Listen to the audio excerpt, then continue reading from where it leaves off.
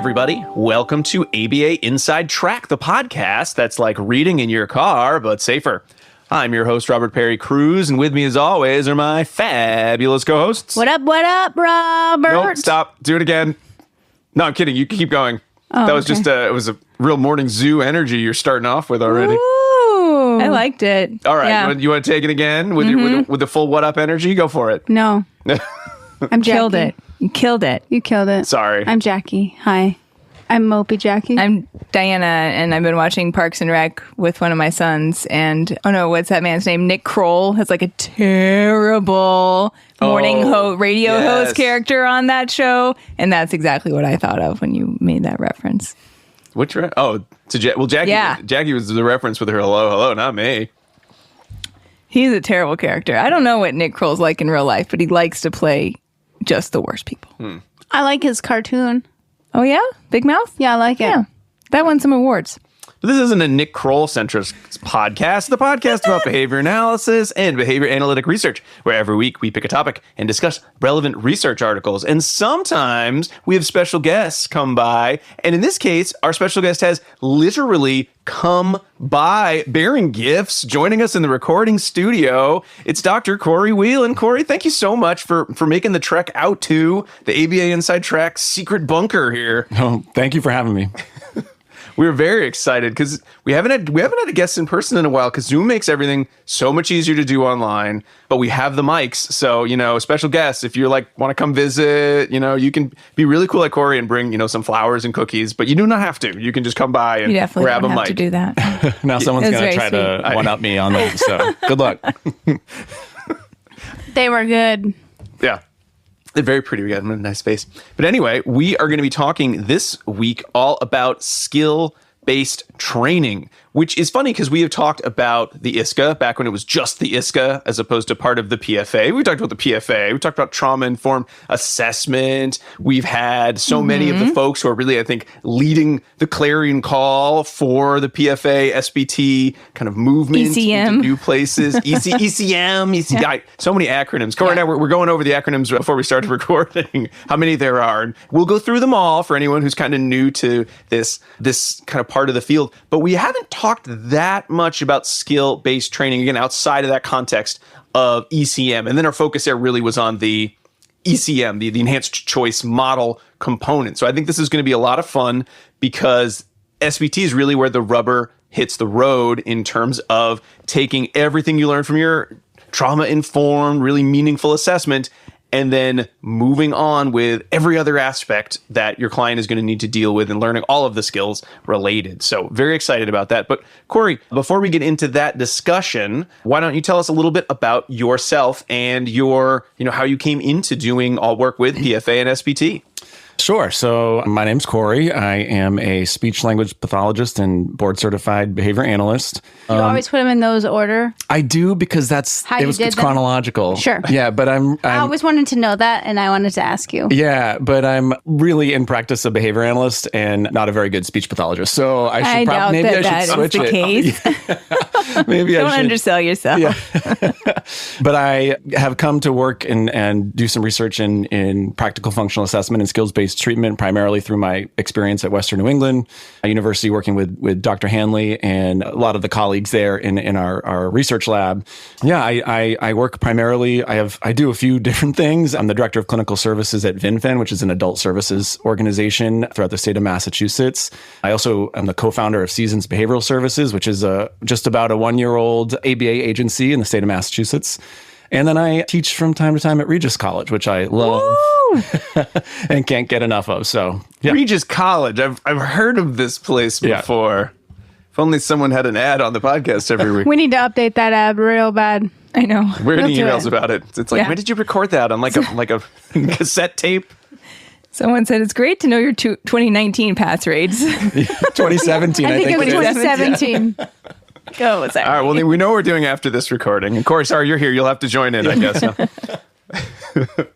So, Cory, specifically, though, why PFA, SBT? Like, Were you one of the folks who, like, you were working with Dr. Hanley around the time when it was sort of becoming the focus of his research? You just read about it and said, I got to get in on the ground floor of this. Something else? Yeah, kind of something else. So I was really fortunate to get my fieldwork supervision with Dr. Nicole Heel. She and I were working together and kind of both started at an agency at the same time, and we clicked in kind of a friendly, professional way. And she really mentored me, becoming, like, transitioning from speech pathologist to behavior analyst.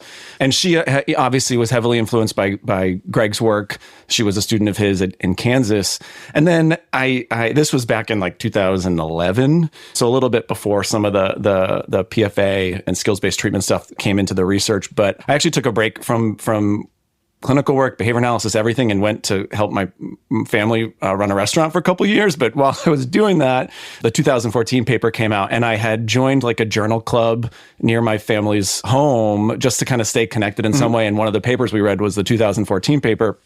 And I remember going and sitting and listening to sitting around the table, and some of the behavior analysts there were saying, it seems like Greg Hanley is saying we shouldn't do functional analyses anymore. And I remember thinking, like, I don't think that's what he's saying. I had a little bit of a difference of, perspective on the paper. And so that kind of got me back into thinking, I got to go learn more about this and do more work, and got connected with Greg as a graduate student and went from there. But I started with him in 2016. So it was kind of on the heels of the 2014 paper in that kind of era. So what's more important is, what did you do at the restaurant? Oh, I did everything. I was like... Were you a cook? I was a cook. I was front of the house. I was just running around. Yeah. All right. Yeah. It was so fun. We're changing topics now. Yeah. This episode is now on restaurants. Yeah. Now it's just all about Cory. Yeah. Okay. So in terms of your personal experience with so at this point you've done a lot with PFA, you've done a lot with SBT. Are you? I'm assuming that you're totally there in terms of the hype, because I think one of the things that I've been excited about since that 2014 paper is just increasingly feels like this is the line of research that is going to just change the way behavioral treatment looks for individuals who are engaging in, the most severe and dangerous to them, to others, behaviors. And I know I'm very excited about it, but sometimes I feel like I have to reel myself in, because it feels like every paper that comes out, especially with the addition of enhanced choice model, it just feels, I'm worried, am I getting a little too into this? This is the safest, this is the most trauma-informed, this is better than an FA, this is going to be the new gold standard.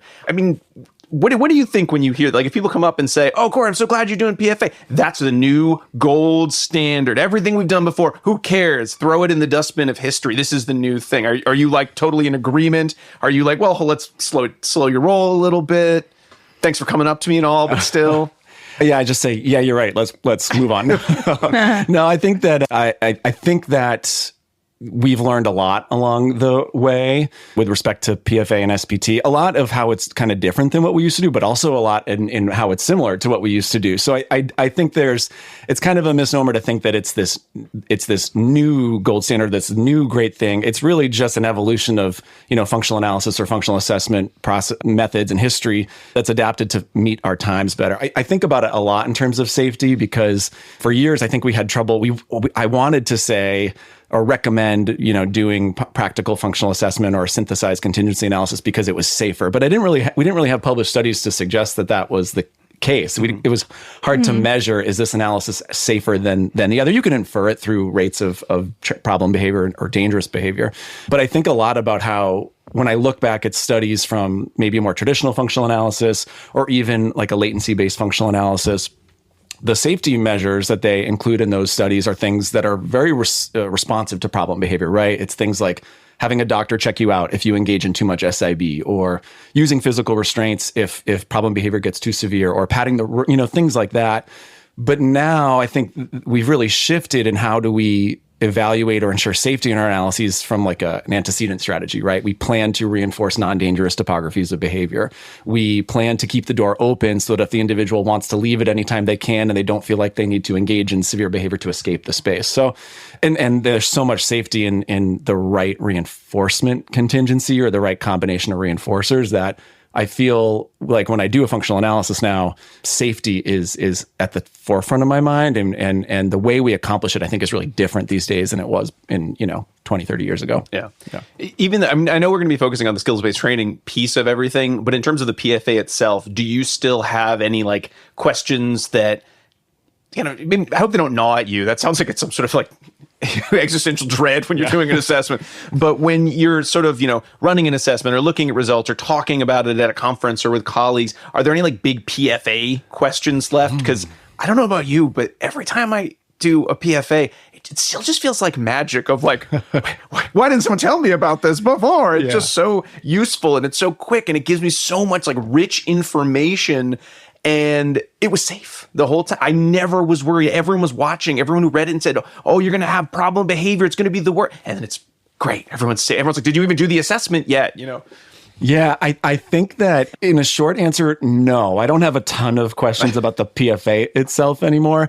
But I think that if your mindset shifts from, I need to know the function of this behavior to, I need to understand how I can control behavior in a particular context so that I can effectively turn it on and off safely, because now I've got a motivating context for teaching and treatment.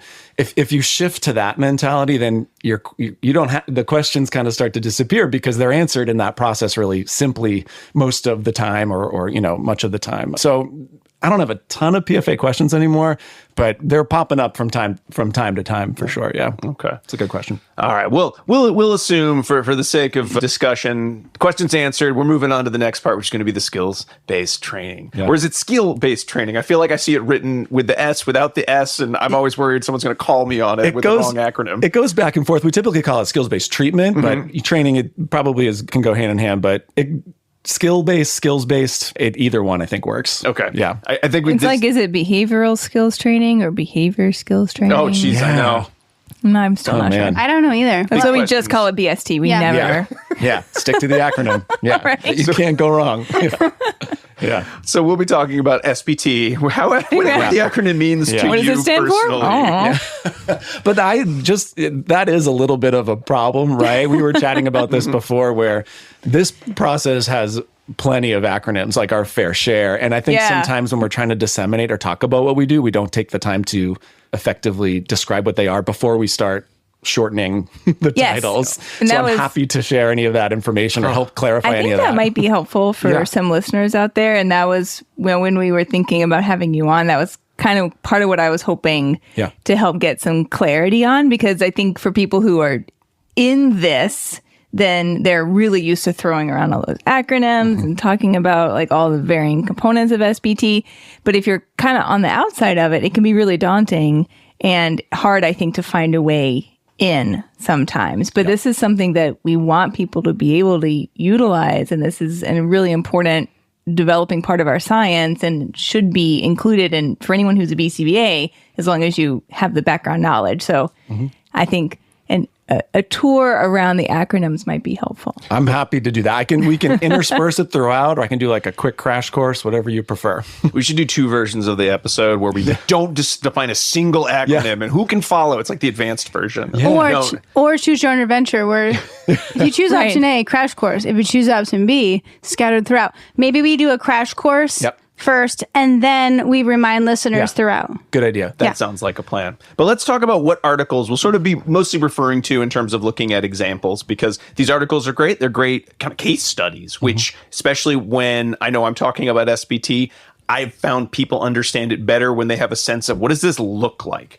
Because if you describe it in just sort of the technological terms, it sounds just like a lot of other treatments. And I think the magic that's there really comes in how everything interacts in the somewhat close to a natural environment or in a therapy room, wherever you're running your SBT. So, Diana, what articles will we be referring to today? Sure. So Dr. Cory has provided us with 2 articles to talk about today, and they include Promoting Safety While Addressing Dangerous Behavior Via Telehealth, a clinical case investigation serving the family of an autistic adolescent living in India. That was published by Rajaraman, Whelan, Jessel, and Gover in Clinical Case Studies quite recently, 2024, as well as long-term effectiveness and generality of practical functional assessment and skill-based treatment. They chose just one skill. Just kidding. That was published by Slayton, Davis, DePetris, Raftery, Danielle, and Caruso in JABA 2024.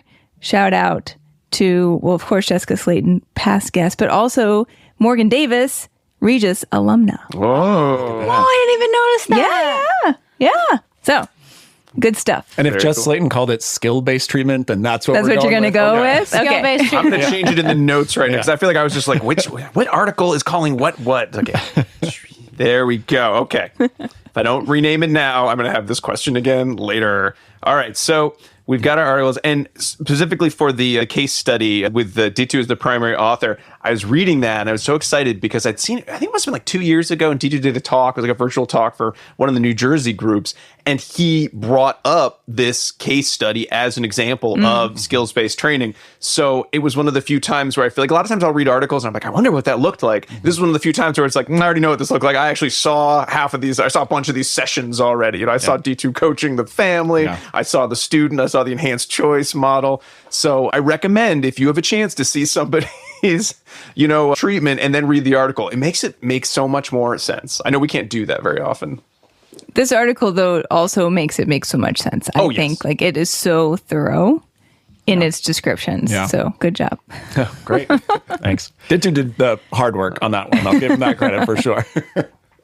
So let's start with an easy one. Elevator pitch. Yeah. What is skills-based training? Skills-based treatment? Yeah. Good. If in like a one sentence approach or 2-sentence description, I think I would describe it as a comprehensive and compassionate treatment for challenging behavior, that prioritizes kind of 3 main categories of skills: communication, toleration of disappointment when maybe that communication doesn't go your way, and then cooperation with a variety of different skills. And all the while, it prioritizes also not just the participants' safety and dignity, but also the implementer, the caregivers, kind of everybody involved. That's my pitch right there. That's a good one. pitch. Yeah. But this elevator keeps going, Cory. It's like a 100-story building. It's just going and going. Yep. And someone says, I don't know. That sounds a lot like, I've read a lot of papers on FCT. I've read a lot of papers, even Greg's published. He used to publish a bunch of great papers on tolerance response with like preschoolers and stuff. And I've seen, thinning reinforcement schedule papers. We've been publishing on this as a field for years and years. What's so special about that? You just shove them all together? Like, there's nothing that new about that. Like, what's the difference? Yeah, well, it's a great point that you're making in that it's pulled from years and years of research, right? It's not this kind of brand new thing packaged together. I think it's got some nuances that make it unique. Probably most notably, what's unique about it is the reinforcement thinning schedule, right? So it's truly from the learner's perspective, when you start to thin the schedule of reinforcements for that FCR, the functional communication response, there's our acronym number 1. I hope everyone listening knows that one. When you start to thin the schedule, from the learner's perspective, it's unpredictable as to when reinforcement's available for that particular response. So contrasting that to like a multiple schedule where the green card indicates that if I emit this communication response right now, it will be reinforced, versus the red card, if I emit this communication response right now, it will be placed on extinction. The learner does not know when their response will be reinforced. And that has a lot of power in treatment. We used to call it kind of keeps hope alive in the individual because you're not quite sure when those reinforcers are coming. So I'd say that real kind of intermittent and unpredictable schedule makes it unique. Now, there are plenty of examples of intermittent schedules in FCT schedule thinning. However, they're generally speaking, they're prescribed such that you start, at an FR1, you systematically make your way up. So it's more predictable along the way to the learner. Mm-hmm. So I would say if you had to really pull out one like technological nuance or something technical that makes it distinct, it would be that schedule. Mm-hmm. Yeah. The whole treatment is truly on an intermittent schedule of reinforcement once you get past FCT. The only responses that are ever on an FR1 schedule are problem behavior in the analysis, and then your functional communication response in that first stage. So that does make it unique. Okay. And Jackie and Diana, I know we've read a lot about this. We've talked a lot about this topic, but please do feel free if anything comes up that's not on our list. Sorry, I feel like I'm condescending to the both of you. Sorry, but usually you know all the stuff we're talking about in research. This is one of the few topics I think I've actually practiced a lot in comparison to you. So sorry, I put my smarty pants on there. I'm pretty sure we'll interject if needed. Okay. Right? We'll say, hold up. Good. So Sorry. what's that? It's a rap No, song. what is that? No. Oh, it's a song. It's a very sweet sounding rap song. Yeah, You just did. Yeah. So I think one of the things that is somewhat unique, I wouldn't say fully unique, but certainly can, I think, play a big role as to why the SBT kind of package works so well for so many different learners, really comes down to a sense almost that they're almost like these bespoke chains of skills. Mm-hmm. What is usually the process of sort of developing what the SBT package is going to look like? Because I think to some extent there's the ombudsman or the ombus. I forget what the official. I call it the ombudsman because I think that sounds better. Yeah. But I don't know if it's catching on. So, but you sort of Omnibus. Omnibus man, but I call it ombudsman. I think that sounds that captures it so well. On the bus, on man. the bus man. Yeah.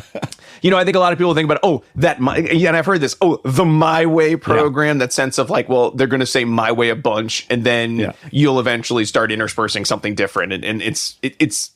I think it belittles some of the steps that go in there. So kind of what are the key components when you're saying, all right, it's time to develop our individualized sort of treatment package, even though we know it's going to use a relatively similar kind of trajectory for most of our learners? Yeah, that's a great question. And really, you start to think about treatment at the very first stage of even your assessment process. So in the practical functional assessment process, there are a few different components to it. There's an interview with a caregiver, someone who knows the client or the individual well, and you ask a bunch of questions about things like what do they love to do, what do they hate to do, when can you tell they're at their happiest, when can you tell that they're starting to get a little bit upset, what are some things you'd like them to be doing 2, 3, 6 months from now that they're not doing today, what are some things you haven't done for 2, 3, 6 months, a year because you're too nervous to try because of a history of problem behavior maybe associated with those activities or tasks.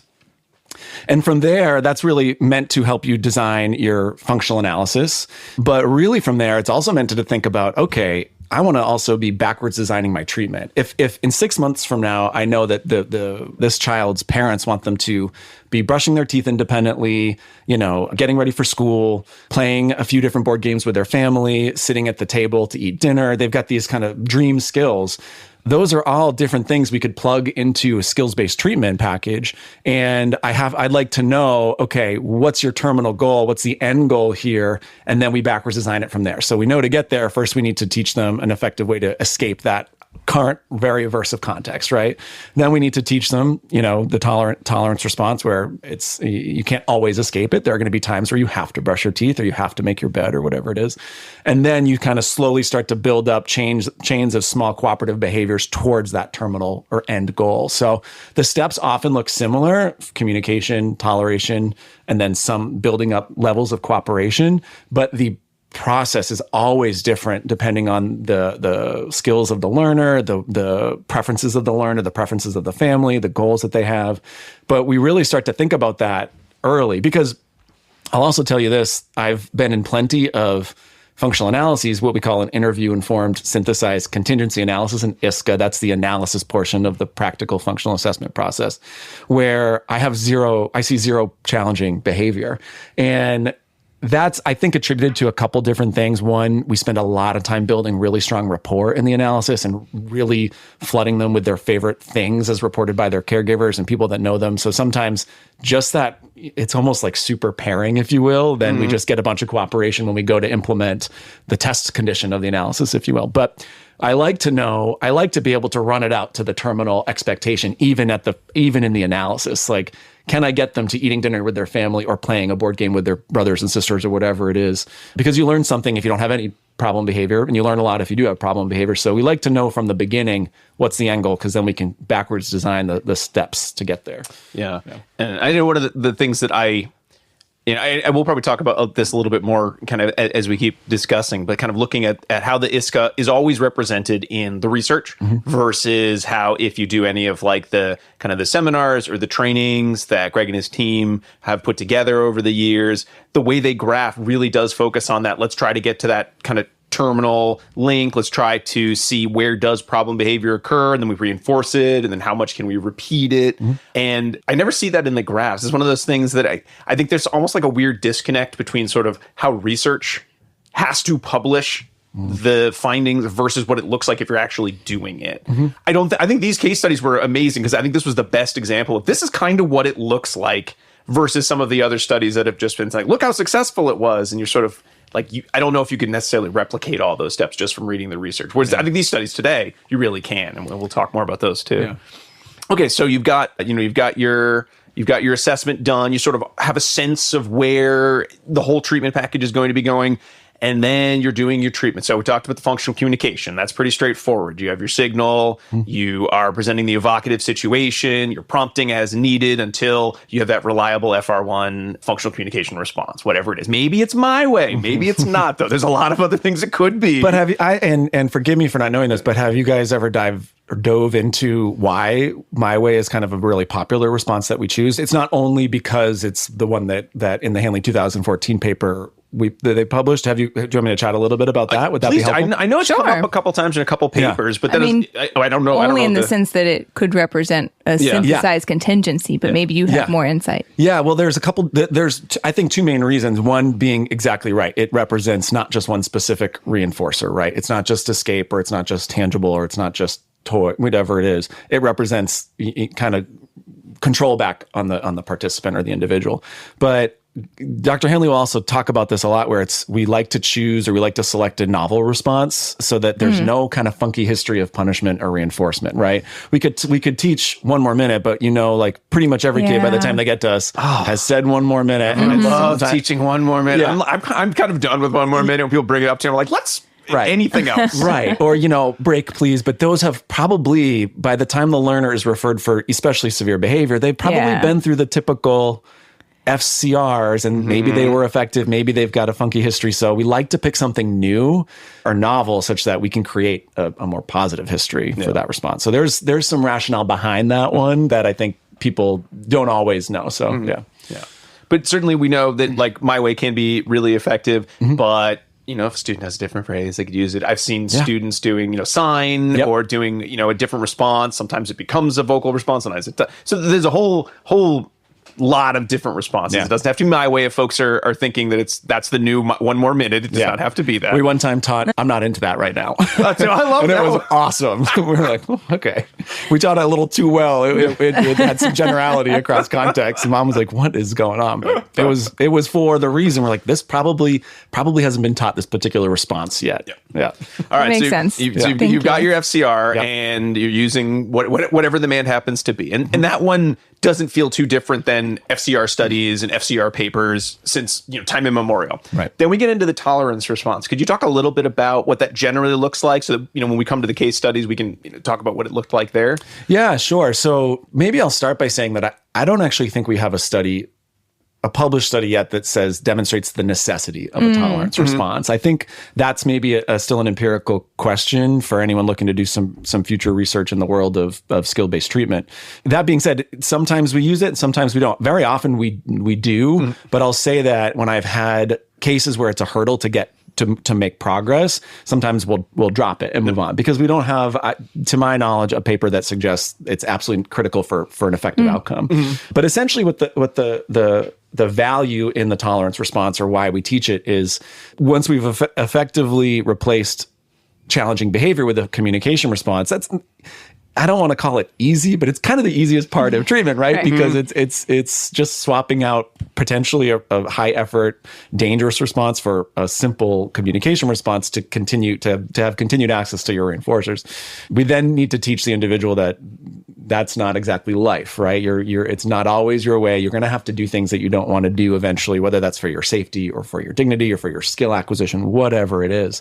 And sometimes just hearing the word no can be a trigger for challenging behavior. And even if you don't test that out as a contingency in your functional analysis, I think we've worked with enough individuals in practice that we might want to teach a new overt response to being told no or being denied, your man being denied, as a way to kind of keep the repertoire strong and just make sure we don't see any problem behavior pop back up.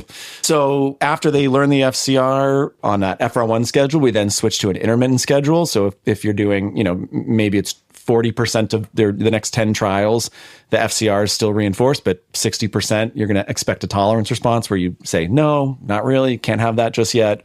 And we teach an overt response. Sometimes that's a vocal response, like, okay, or that's cool, or no big deal. Sometimes it's a motor response, a thumbs up or a high five. It depends on the learner. Sometimes it's a combination of both. Mm-hmm. But it's really in kind of the most, I think in the most important part of it is just teaching an overt and appropriate response to being told no. Mm-hmm. And some individuals that we work with have real particular denials that trigger problem behavior more than others, right? So we like to learn that as we go and make sure that regardless of the denial cue, they can emit a response that's appropriate in that moment. All right. Yeah. So again, that's another one too. And well, I definitely would love to see some more specific studies around the tolerance response. Yeah. I know there's some like older ones that Greg did with preschoolers. Mm-hmm. It was like non-compliance with like cleaning up their toys or coming to the rug, whatever they were. I can't remember now. I know I have found the tolerance response almost is like I keep saying the word magic to describe a lot of this stuff, which I think also then sort of is rude to the process and all the work that went on. So I do not mean it that way. But with the tolerance response, I've had students where once they realize, usually it's students with kind of a more complex kind of vocal verbal repertoire, once they sort of realize what the game we're going to be playing is, where I am occasionally going to ask them to do things that are a little harder, that, we have a bond that I can do the empathy. Yeah, I know this is going to be tough. If I can, even when they're starting to be like, I can't believe we're still doing, if I can get into the no, if I can get them to go through sort of the chain of events that gets to no, it's almost like no becomes like the nicest thing that I can say. Because they're like, oh, okay, no. Oh, okay, I know exactly what to say. Yeah. I'm all like they just get right back into being, engaged with whatever the activity is. And I don't know why. It's like, I don't know what's special about no. You'd think it would be the, can I have my way? But just getting in that no, it just sort of, they're like, all right, I'm in the zone. I know what's expected. I know to trust you. I know I can do this, and it's very cool to see. Yeah, and one of my favorite parts is when you start to get to that stage of treatment, what you start to see, and we used to talk about this in our research lab all the time, and I don't think this is well articulated in our papers or in the literature in general, and it may not even be the case that it needs to be, because I think it's a little, what do I want to say, flexible, but you start to see, what we start to do is try to reinforce not the tolerance response or not the FCR, but the check-in that occurs right after it. Because when they're on that unpredictable schedule, you'll say, okay, hey, Rob, you got to put your iPad away. It's time to get going on some work. And Rob will say, can I do that later?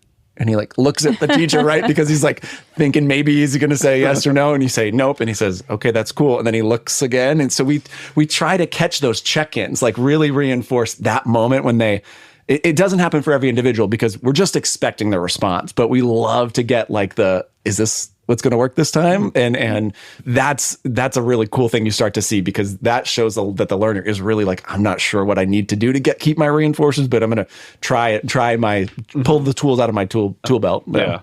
I do love that sense of that safety of like, I can trust you. I'm going to look, I'm going to see what I'm going to get. But all of a sudden, the situation that used to lead to something severe is, it seems manageable all of a sudden. And you're not teaching a waiting response, right? So like if it's no, and there will be another opportunity to again mand, and then it will immediately be a yes. It depends on where you're at. So at this point of the process, if you're in doing skills-based treatment and you're at the tolerance response stage, as soon as they emit the tolerance response, as soon as when you deny the mand, they say, okay, that's cool. You say, oh my gosh, never mind, we can keep playing, right? There's no waiting period there. Yeah. The waiting periods come into the next step when you start to teach them some cooperative skills, but we don't really describe it as waiting because it is waiting for their reinforcers. That is an accurate way to talk about it, but it's doing stuff while you wait. Right. It's not waiting for the sake of waiting. Right. You're busy. Yes. Mm-hmm. I think we used to talk about it in papers years ago. I'm forgetting them, but called it a mediating response.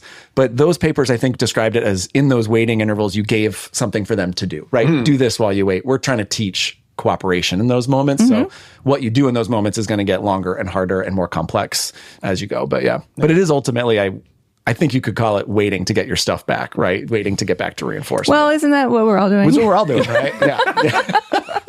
I think with the mediating response, you're sort of talking about the difference between I'm trying to teach you to comply and engage in some skills that as an adult, I know you're going to need these. I know if you got into them, you wouldn't hate this so much and it's important for your life, versus the mediating response, which is like, yeah, it's really crummy when you gotta like wait for someone to do something in life, and it's cool to play with a different reinforcer that's of it. Because that's a skill that I know I tell my kids all the time of like, always have a book.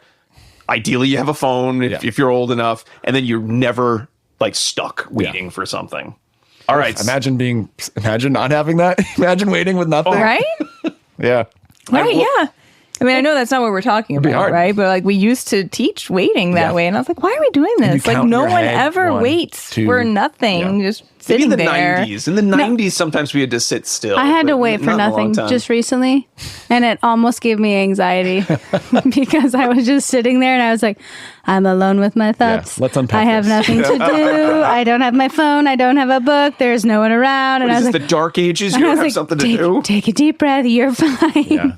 But yeah, right? Every now and then you'll still see some of those waiting programs when I do school consults on IPs. I'm like, let's reframe this. Yeah. I think it's a skill that I'll sometimes do myself. Like, I'll be like, you know what? I'm going to sit.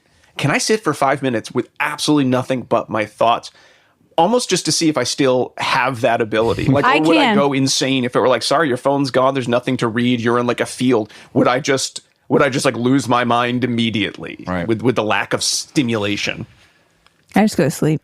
I mean, that is a response you can. So I guess we got the tolerance response, which again, maybe you need it, maybe you don't need it. And now we get to the CAB chains.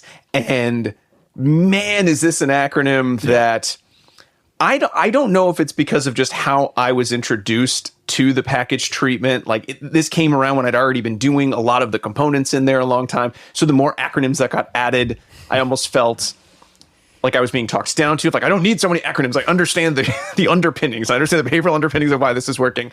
I don't know why maybe the acronyms have made it popular with people who are maybe newer to the field, because it's just like, oh, this just makes sense. So I don't know. Maybe I'm coming from a position where you're old. I'm old. Is it an old? Like, I'm wondering if it's an old thing or if it's just no. Rob Perry, you are bad at acronyms and you're never going to be good at them. I don't know. But could be both. You could be both. Well, let's not worry about me though. What are CAB chains? What are CAB chains? Cory? Yeah. So sometimes I think our acronyms are born out of the need to fit these long things on a graph, right? It's got to be like a giant tree. It won't fit otherwise. Yeah. So CAB, as the acronym, stands for contextually appropriate behavior, which on purpose is meant to be really broad, because for one individual, the cooperative repertoire you might want to teach looks completely different for individual B or C.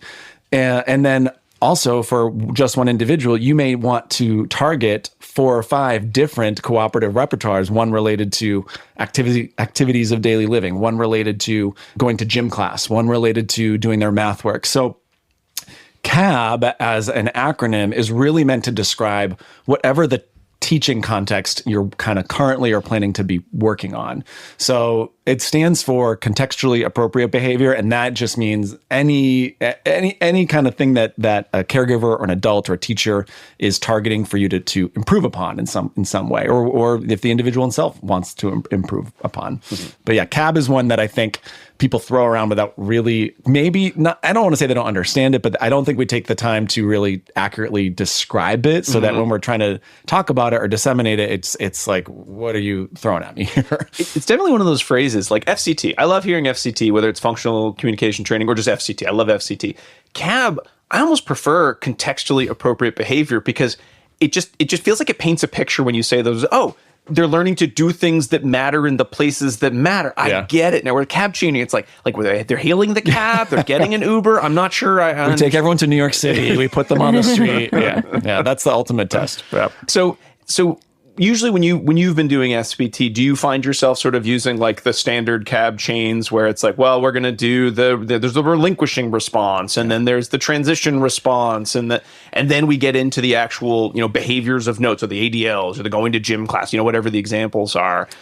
Structurally, is it a little bit more bespoke in terms of which chains we will and will not need to practice? I'm probing every now and again. Like, how do you usually look at that? Yeah, let me kind of back it up and say that we tend to prescribe units of cooperation that stem from like 1 to 6, right? So CAB 1, if you will, to CAB 6. CAB 1 being the smallest unit of cooperation we're going to expect before we go back to a reinforcement context.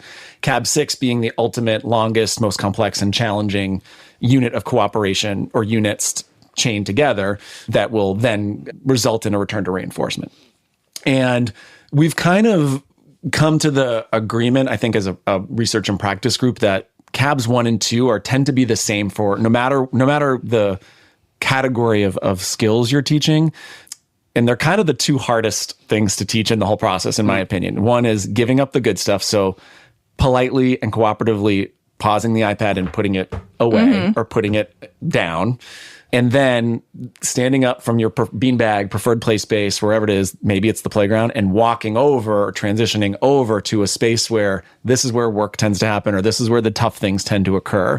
And those, even though they're... It's like going to work. Yeah, right. It's right, leaving your bed. It's sometimes the hardest part of your day. Right? It's true. Is getting into the car. Yeah. You stand in front of your car for like 15 minutes. Do I do this? Yeah. I could do it.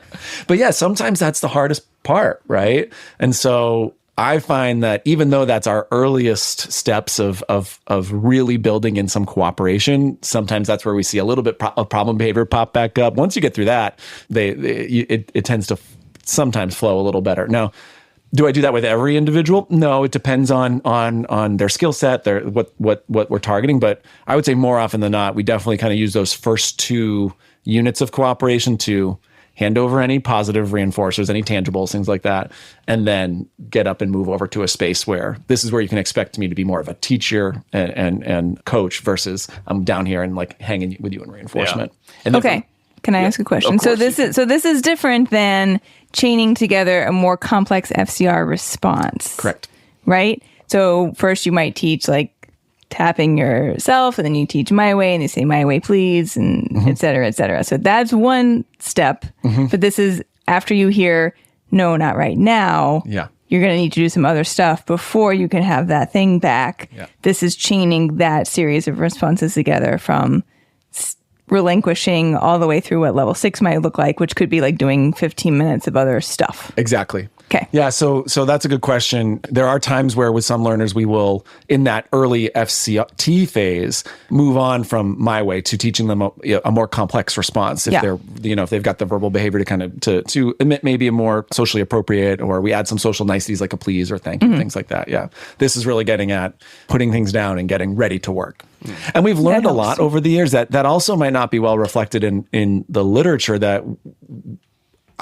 I'm not ashamed to say this because it was the best I knew back then, but I used to run that where I would say, okay, this is all done. And I would just take the iPad or pick up the book and it's time to transition. I would just take it, right? And we learned in practice and in some research, like we'll get a little... People don't like that. People don't like that so much, right? So we've really come to, we recommend, or I like to recommend now, maybe that's like a blue tape rectangle on the table where that's where the iPad goes, and the learner knows I'm not going to mess with that iPad while you're cooperating. Like that's the spot where it goes. It's still yours, or it goes in like a clear bin. They can always check on it and see it. But I can't remember the last time we recommended touching someone's stuff. Right? We really coach them up to relinquish it. Yeah. We used to have a little like parking garage area where they could like put their cars to sleep, right? Or their stuffies to sleep. That worked really well. Yeah. A lot different than like it's mine now. I'm taking right. Yeah. Okay. So we move through those kind of steps, and then it just kind of gets more complex from there in terms of, how many steps are in the chain, what's the event, how long are you engaging in it, how many activities are you doing? And then that point, it's going to be kind of individualized too, based on back to the interview, what is the family interested in? What is the client or the student interested in? And put it all together. Yeah. And then even from there, I think some folks at that final like CAB 6, they may just embed some other challenges, or some people then go on to like an extensions phase. It kind of depends on your practice, where maybe you throw in extra error correction, or there's some hiccup where you weren't quite expecting it. So just trying to throw in other challenges that will likely pop up in real life. Sometimes I tend to just embed it in by the time I get there, but sometimes people will add it on towards the end. Okay. Yeah. All right. So we have a general overview of what SBT is going to look like. We're going to take a little break, and when we come back, we're going to talk about the example of Sachin from the article and sort of how it looked like in real life. We'll be right back.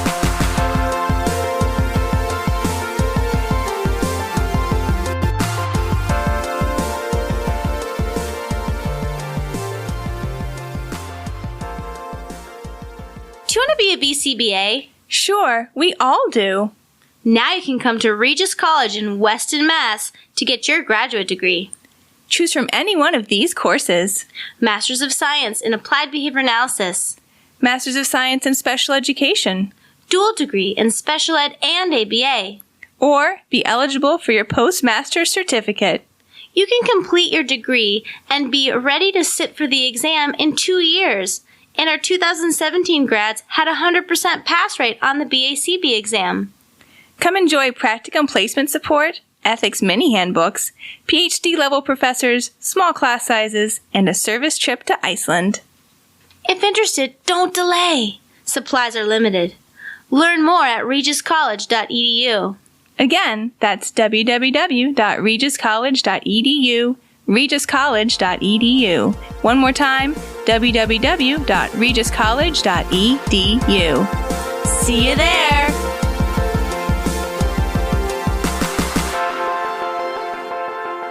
And we are back talking with Dr. Cory Whelan about skill-based treatment.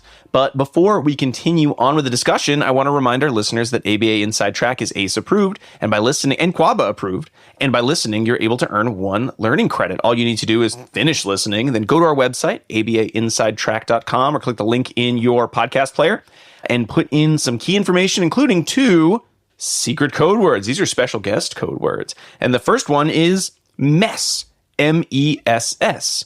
As Cory got to see coming into the studio, I was folding laundry before we started. My house looks like a mess. No, it was nothing. Okay, that's nice of you, Cory. Thank you so much. Hopefully your house is not a mess. I've got real little kids, so you can't even walk around in my house. So no matter the mess size, mess is the code word. All right, so we just finished kind of going through generally what SBT is going to look like. And Cory, would you mind just kind of walking through? You don't have to, go through every beat, but sort of in the general sections, like what does SBT look like in a case like Sachin's, which was also compounded by the fact that Sachin was living with his family in India, and this was during the COVID lockdowns. So it wasn't like you got to be in there doing all these things. Everything had to be over telehealth. This was it would be an early example, I think, of an enhanced choice model was added in there as well. Yep. But I'd love to hear sort of like, here's an example of what it looks like in life. And then folks can certainly go into the research and sort of read all of the details of the study. But the general big strokes. Yeah, so this is, I think, definitely an interesting case as an example because it was parent implemented 100% with a mom who was a BCABA, if I remember correctly. Yeah. So she had a little bit of background in behavior analysis for sure, but she was really at home with Sachin all day because there was no school. He was also at risk of being expelled, not being able to come back because of the severity of his challenging behavior. And so he was, you can only imagine not understanding what was going on in his world. Problem behavior was intensifying at home. It was occurring throughout the day, throughout the night, severe aggression towards mom. So it was a pretty hairy situation across the world with not a lot of resources to support her in those moments. So feel bad for her in that situation, right? Yeah, just brutal. So Ditu was the implementer. He was the guy on the other end of the Zoom, which he's such a skilled clinician. So he was the guy on the other end. Yeah, just wonderful. But was up against things like also some spotty Wi-Fi. So sometimes that Zoom would break, or their time zones were rough. So it was a really not the easiest, I think, case to implement. But Sachin's mom did an incredible job running the protocol. But so Ditu coached her through the functional analysis, coached her through skills-based treatment, functional communication response, tolerance response, cooperating with some challenging tasks, and enhanced choice model, meaning that at any point, at any time during Sachin's treatment or during his functional analysis even, he could escape. He could go out on his balcony and take a break for a moment or for as long as he wanted. And he always had that option. That's the beauty of enhanced choice, where if it gets too much or you don't want to participate, we're going to honor that. Withdrawal of assent is kind of a way to look at it. Yeah. And in terms of like the cab chaining, I mean, it really was this great example of kind of exactly what you were describing, Cory, in terms of the communication and the tolerance response, then adding in the activities. I was like some physical activities, there was some yoga activities. I can't remember, there was some worksheet. There was a little bit of other work too, right? Or what were sort of the general chains that had been identified? Yeah, I actually think that this figure in this paper does kind of the nicest job of recent studies showing the progression of how we embed different, another kind of, it's not an acronym, but we call them CAB branches, right? So one branch was academic work. The other branch on that tree was physical activity. And you couldn't do that as an acronym, Cory, because then it would just be CAB with 2 B's. I don't know. So, wait, which CAB? Was it CAB or CAB? Yeah, we'd really, that would be rough, right? But yeah, so for Sachin, that looks like cooperating with instructions from mom. And we started with those simple instructions, right? Relinquishing a preferred tangible item, transitioning to a different space in his home. So he knew that was the work tasks. And there were kind of these 2 specific repertoires, right? Academic instruction, physical activity. Those were kind of the main things. She'd progress in both contexts from those more simple academic tasks or physical challenges to more difficult ones each time. So longer durations of physical activity or more complex yoga moves or, things like that. Right. Yeah. Physical challenge makes it sound like Double Dare. Oh, that should have been the name of the paper. Yeah. Now, what were the responses to, if there were problem behavior, precursors to problem behavior? Because I know this is an area that I've had people ask me about. I feel like when I've seen Greg talk about it versus Ditu versus some of the other folks, I get like similar but slightly different responses based on a couple factors. And sometimes it feels very individual to the learner, what you want to do. But kind of in this case, and certainly you can speak to your own experiences, like, what do you do when we made it sound like, and it works perfectly every time, but as humans, things might not go exactly as we plan or something. You push your chains too far. What is typically the response in those situations? Yeah, so I'll speak maybe generally first, and then maybe specifically to these case examples. But I'll say in my practice, what I tend to recommend is it all depends on the learner. Don't get me wrong. If I'm working with an adult who is large, has a long history of very severe behavior, there's almost no room for risk in those contexts, right? So I'm a little bit more careful with respect to what happens if even minor or precursor behavior occurs, where I might, instead of coaching through or implementing a little bit of extinction, say, we're going to actually back off right now because we do not want to take any risk that someone could get hurt or something could go wrong. If I'm working with someone with maybe less severe behavior or someone who's a little bit younger, who I have a little more confidence that I can kind of keep things safe, we will push through some of those minor topographies of problem behavior, but we do it in a different way than I used to do it. I used to say things like, we're not talking about that right now. Oh yeah. I used to say things like, you already asked that question, and I cringe thinking about those days. But now we approach those situations as, I'm still going to hold you to a high expectation. We're still going to get through the work you have to do, but I'm more of a coach in this moment where I'm going to be here to support you and help you. I know you can do it. You've shown me you can do it. I know you don't really want to do it right now, but I'm going to help you get through it and push through it and show you can be successful. Now, in that same context, if that doesn't work and the individual pushes on to more severe behavior and someone's going to get hurt or someone's safety or dignity is at risk, I reinforce right away. It doesn't matter who it is. Doesn't matter what's going on. And I know that is problematic for maybe potential future occurrences of dangerous or problem behavior, but I know that it's also going to keep it safe in the moment. So when we talk about what could happen if problem behavior starts, especially in Sachin's case, where mom is home alone at the apartment, where the topographies of behavior are things like choking and hair pulling, you better believe we coach her to reinforce at early signs of danger, of any real dangerous behavior, because we didn't want to risk anyone getting hurt in that context. Yeah. Do you remember if it changed at all? Like as mom was more comfortable, as Sachin was more comfortable, as you were pretty sure that the technology was there, where you started seeing some of that kind of more coaching response? Do you remember? Or was it pretty much just like, let's just leave it there and then looking at the graphs, he just did great. Yeah, the beauty of Sachin's, really one of the most beautiful things about Sachin's case example was he didn't engage in any dangerous behavior in the treatment process. He had one instance in the functional analysis, I think, but we didn't see any throughout the course of treatment. I think that can be attributed to a couple things. One, we went slow. We were really careful. Helpful, right? Yeah, and he had that hangout space. If things got overwhelming or things got too much, he could escape to the balcony, and he loved to be outside anyway. So it was kind of a nice way for him to say, put the lid on it for a little bit, and then he would come back back and re-participate. But we didn't see any of that dangerous behavior. So fortunately. I know that's one of the positives of that enhanced choice model is, putting that in there. It's just like so many layers of it's going to be okay. So many spaces for safety to be a component in the treatment model. So that is great to hear. And then I know, like anecdotally, he went to back to school, and they were able to implement some of the components of the cab chaining or of the SPT procedure. Did he get kicked out of school? I don't think so. Nice. I think he's there back. you go. That's good, right? This was a while ago. So right? Still. Wouldn't it be nice to be able to do a check-in with your old 5 years later, right? Yeah. Especially talking about 2020 a while ago is very different than, a year ago to, even 5 years ago feels like not as far as that 2020 time. Yeah. So I know one of the things that is so powerful about SPT is sort of all those safety mechanisms built in, just the chains, the ability to teach individuals to run, clinicians, parents even to run the procedure. I know one of the things that I always sort of not worry about, but I want to see more and more and more research is going to be, how do we scale some of these programs? And certainly Jess's article goes into this is what it could look like in a school setting. And while it doesn't answer all the questions I know I have, in terms of reading it, I'm guessing it answered either some of the questions you'd had or some of the things you were thinking about in using the procedure yourself with your own clients.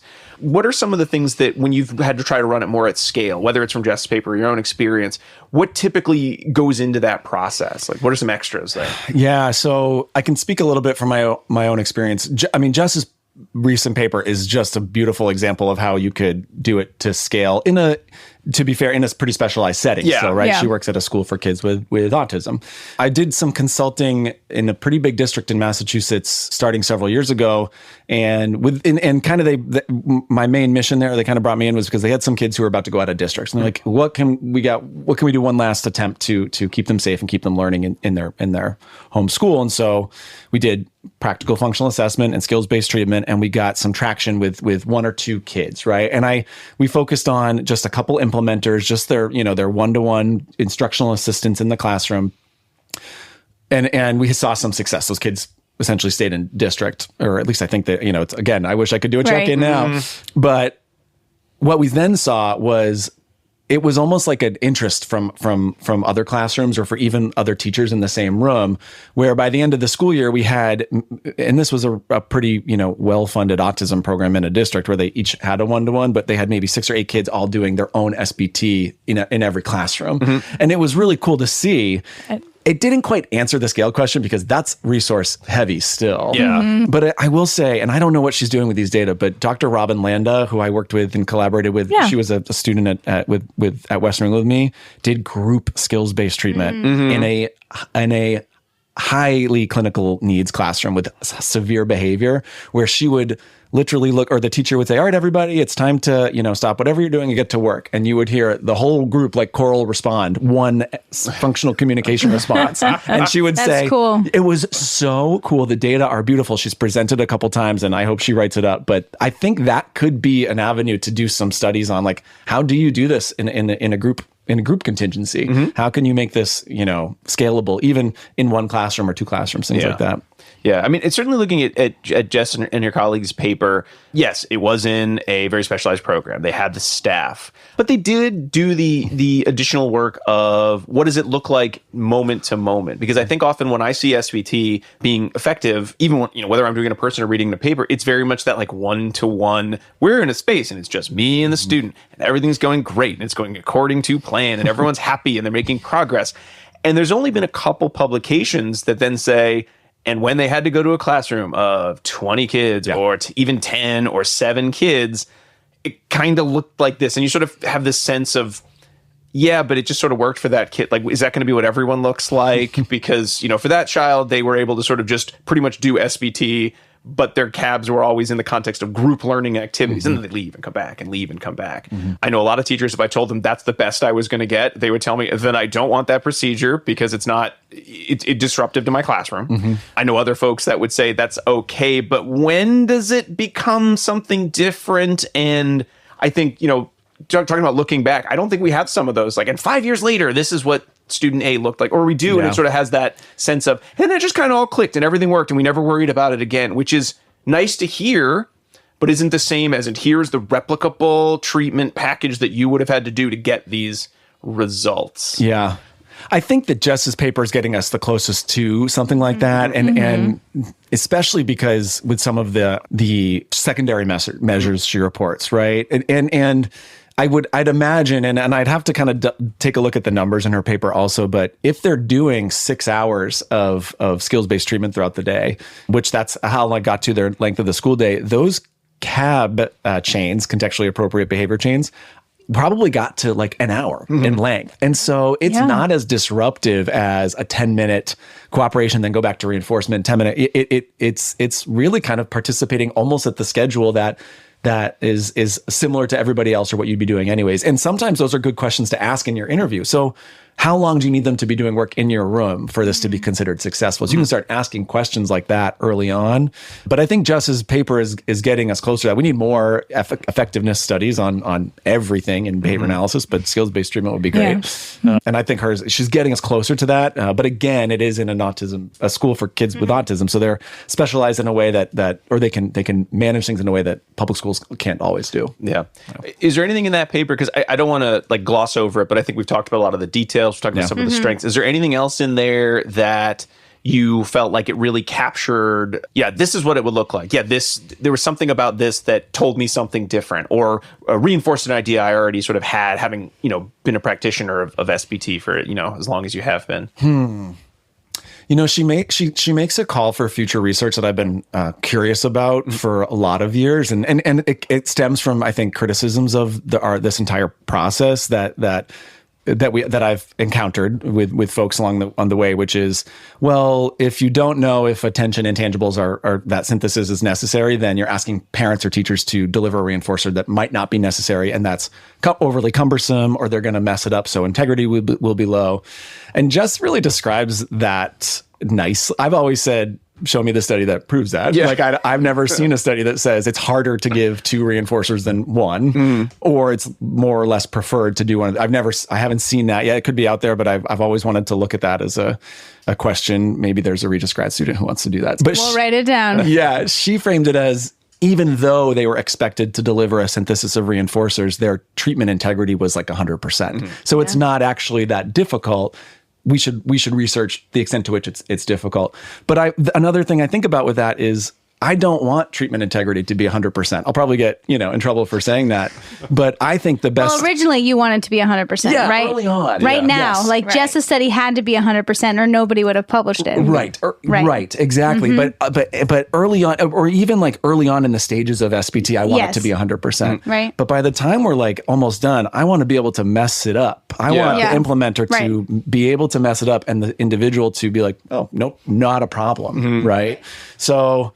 I think it's an interesting question about the integrity with which we implement the procedures and the extent to which it's important for a successful outcome. Yeah. Oh, I like that idea. And that would be important, right? Because they've done that with like RIRD studies. They've done that with extinction studies.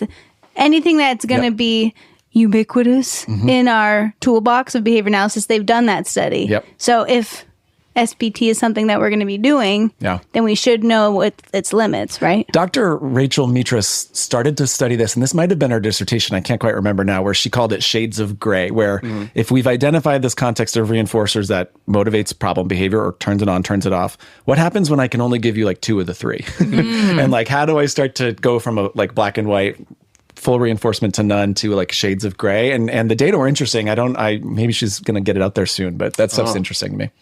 There's something about SBT that, while it is not a sloppy procedure, it is very well thought out, can be incredibly detailed in the planning. The folks who are really good at it, I mean, you look at sort of their CAB branches and you're like, how did you even think that this was something you wanted to work on? You were talking about like the distractors later on. They can program those in as tightly or as loosely as need be.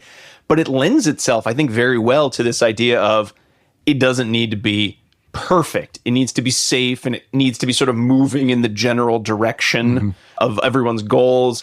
But there's like almost a room for it to be a little messy, which I think lends itself to, well, this is one of the strengths of it, is if you don't do 100% procedural integrity, as long as everyone's safe, you're probably not going to find yourself, in some sort of a resurgence hole or I've taught the child all the wrong lessons, position. Yeah. And now that I'm a parent, I think I can appreciate it, where something doesn't need to be done perfectly every time for it to work, because it doesn't happen. Do you have nightmares of when you would tell people before you were a parent of like, you need to do it like this every single time, and you just want to go back in time and just like kick yourself in the butt? Like, why would I say that to any parent? It's impossible. Yeah, I do have nightmares about that. I truly do. Yeah. It's such an awful feeling of like, I can't go back and change my like procedural integrity. It should be 100% because you're going to use extinction. Yeah. too. So it's like double bad. Yeah. If I could turn back time. Yep. Greg really helped shape that perspective for me, because I went into graduate school, like sometimes I would maybe I would blame parents, like, well, they didn't do the procedure I asked them to do. Like, of course, things aren't changing at home. And he was like, they're superheroes, man. Like, they are, you know what I mean? They are, of course, they're driving to McDonald's at 2 a.m. with their kid, because they don't, that's the context with which they need to live to survive. And it really helped shift my perspective as a practitioner, because now I think that all the time. Like, these parents are just, they're superheroes. As you're driving to McDonald's at 2 a.m. Yeah, right. But not with my kids, just me. Just for you. Like, I needed this. Yeah. You're like, oh man, McDonald's isn't open, but Taco Bell. I am a hero. I am a hero. Oh, yeah. Oh, man. You guys are funny. Another thing that I know Jess brought up in the paper was the idea of the terminal probes. Yeah. So could we speed up the process a little bit? And they didn't in this context, but the question of, if we'd just been like, this is going pretty good, let's just see what happens when we go to the end of our chains and then figure it out. Do you tend to use terminal probes? Is it sort of a case-by-case basis? Is it something that you feel you can build in if you sort of think about it ahead of time? You have a sense of the severity if you mess up, or if you push that chain just too far? I usually don't. And I don't have a good rationale for that, other than I don't have a good rationale. I just don't tend to. Sometimes if we're going to introduce a new branch, if like, oh, it's going really well with math, let's try, art class. Like, well, let's see where we get to now that we've built some cooperation in one context. So I guess you could consider that a terminal probe in a new context, but I typically don't do those terminal probes very often in practice. Okay. It's a good idea, but I just haven't really roped it in. Yeah. It kind of sounds like we're in dissemination station, though. I think we're getting there. I think we're there. Okay, I've been pushed in there. I was on the front of the train. I was trying to clear some stuff out, and the train hit me, and now we're here. Oh, well. We are here. All right, so when we think about SBT, we think about kind of what's next. We have these great case examples that folks who are interested, maybe they're not 100% sold, read through those, and I think they spell out just beautifully, this is what it could look like. These are the strengths. This is what is so powerful about this.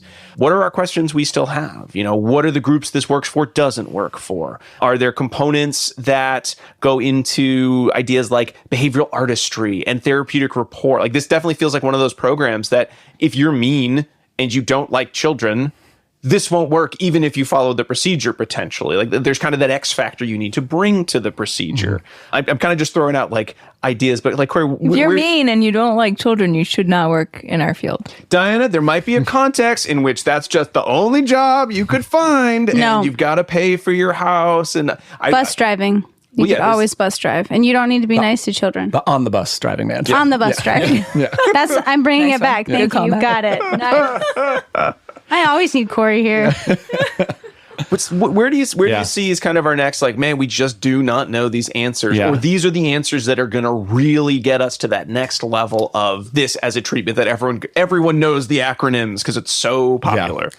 Well, I think, and this may be getting answered, and it may have actually come out already, but I think about the extent to which all this work we've done with respect to PFA and SBT, and are we influencing practice? Are more practitioners choosing analytic work over maybe descriptive assessment or indirect assessment? Now that we've, what I think, well described over the past 10 years in the literature, the PFA process, does training folks in that process or teaching them about that process result in them using functional analysis more in the future? We got a little bit of those correlational data in a paper we published in 2021, where we kind of surveyed before and after a training, and we saw a pretty large increase in respondents reporting that they were now doing more functional analyses.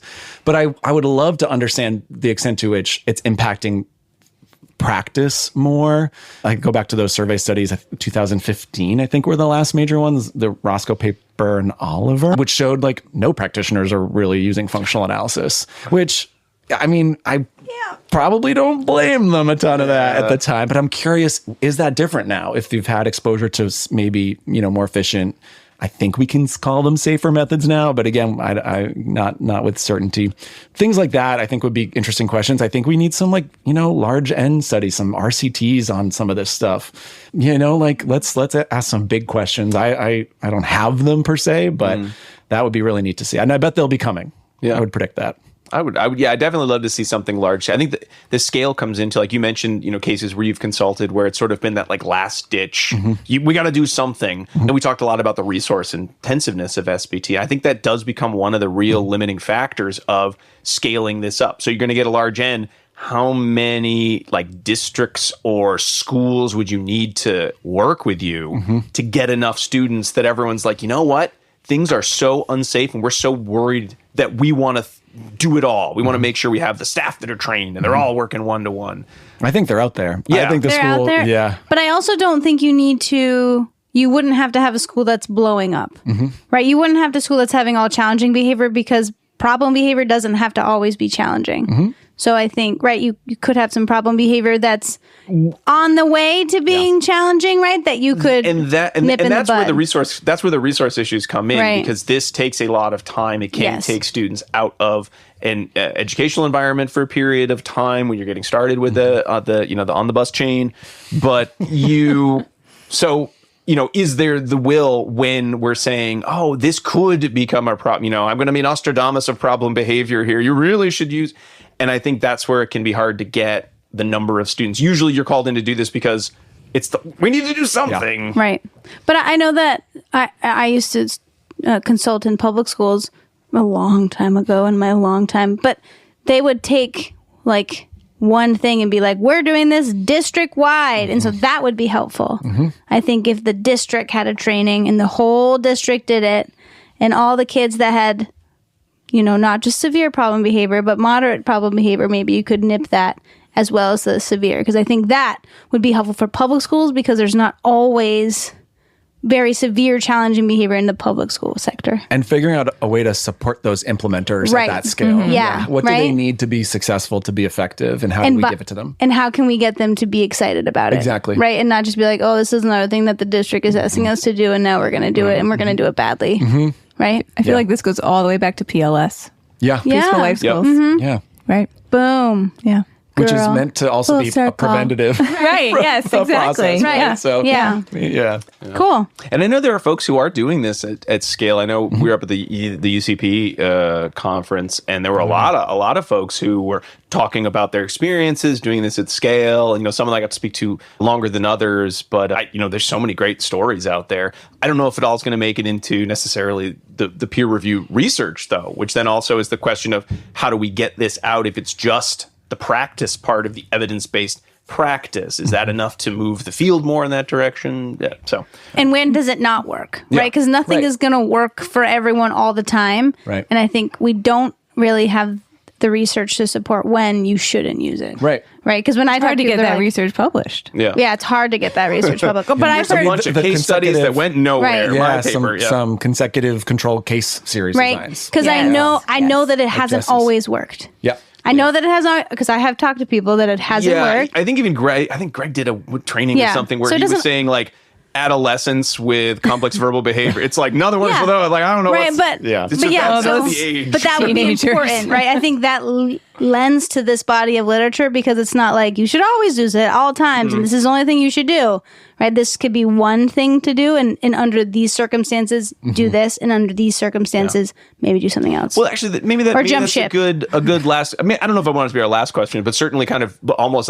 Would you ever have a time when you said, no, skills-based training, bad idea in this case? Yeah, I'm sure. I don't think it applies at this point well to if problem behavior sensitive to automatic reinforcement. We don't have we haven't seen that in the literature and in practice, a way to really tackle that.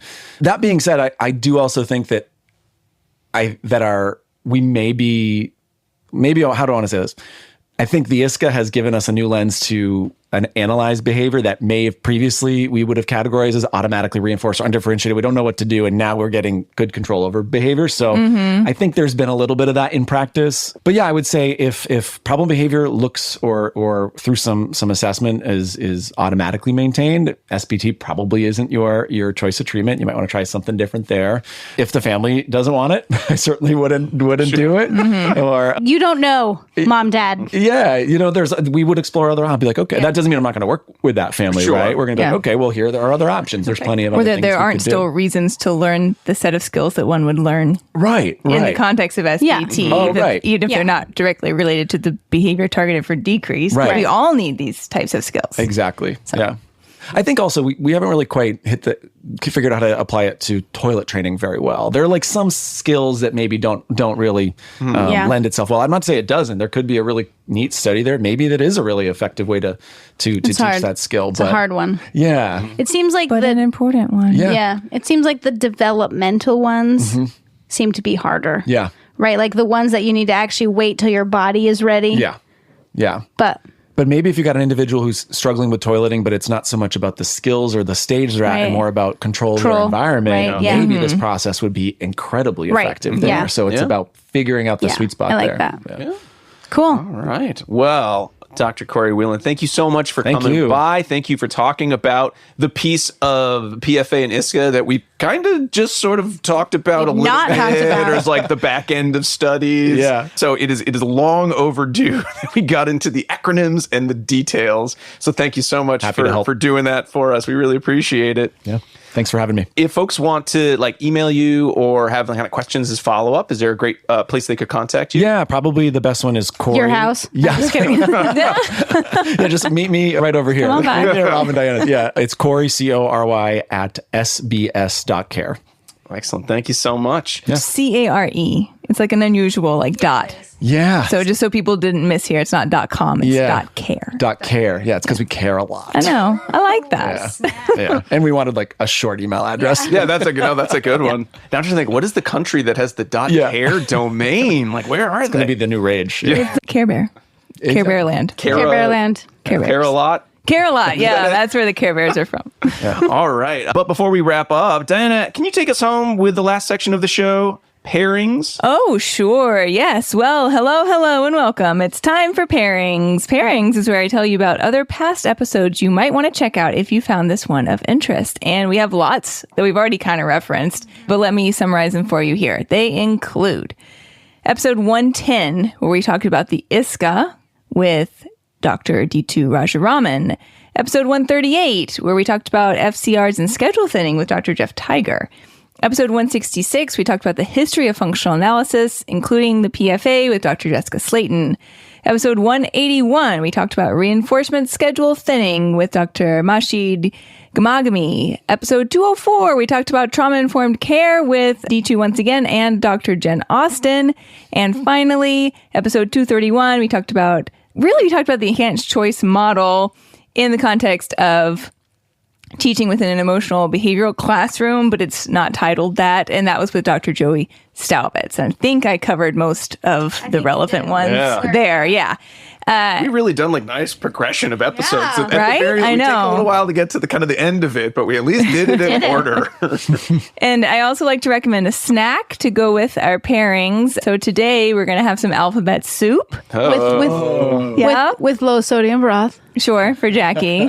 So you guys can guess why that is. And then I also thought that we might enjoy to have a cheese souffle today, because I feel like some of the things we talked about today, all these different SBT pieces, there's, like you said, Rob, there's a little bit of bibbidi bobbidi boo magic to the whole thing, right? I had to look up what a cheese souffle looked like because I didn't think it existed. Yeah, and I looked over at Jackie's computer with the cheese souffle as well. But I also like this because back in the day, Greg Hanley would talk about all the pieces that kind of make up a reinforcer, right? So if you're thinking about a synthesized contingency, it's a lot like baking. And I think his example might be a muffin, right? But it's you need the eggs and you need the milk and you need the flour, and each of those things individually is not really that good, but combined together, they're delicious. And so a cheese souffle also has that element to it. Once everything's combined. Do you want to know what's in a cheese souffle? You just fold it in. It's